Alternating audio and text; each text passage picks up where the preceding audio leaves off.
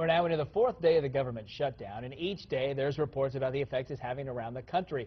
And is it going to have an effect on current buyers and sellers in Southwest Florida's real estate market trying to recover? Well, to give us an expert opinion, Week News real estate expert Denny is in this morning, and we've heard about this, that there could be some impact. So what's going on, and what should we expect? Well, I think the best example, at least for the folks around here, is that the shutdown is kind of like an approaching hurricane. You know it's out there, and it may be coming, and if it comes, it may have some effect, but we don't know if it'll hit.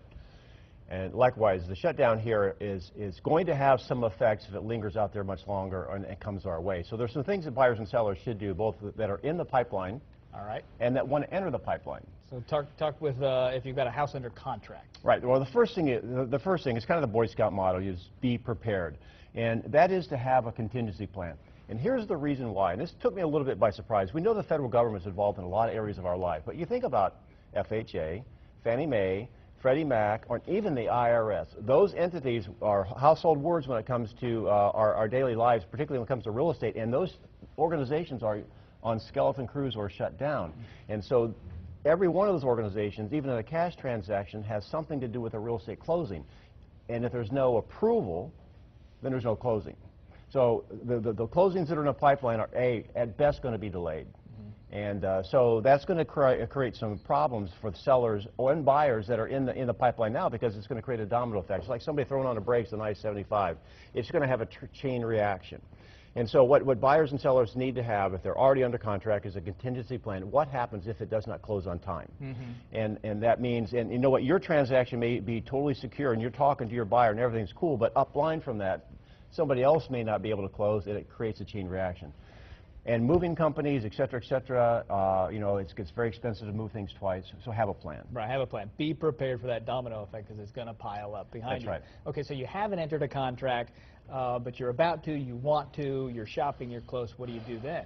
Right. Well, I think that, obviously I don't think the shutdown is going to be long-term, but when it kicks back in again, there's going to be a backlog. So I think the issue of fast closing, like buy a house, close in a week, will be about as rare as Democrats and Republicans cooperating.